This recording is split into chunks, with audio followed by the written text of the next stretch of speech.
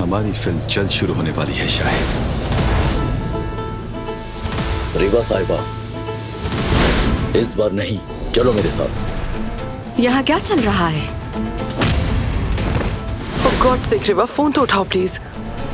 रब्बे करीम, मुझे मेरे पोते का दुख ना दिखा, मुझे उसे सही सलामत वापस देखना नसीब फरमा।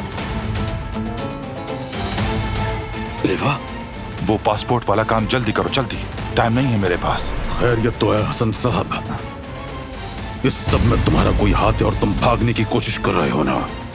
काश मुझे फिल्म का दी एंड मालूम ना होता। बारान कारा भी आता है।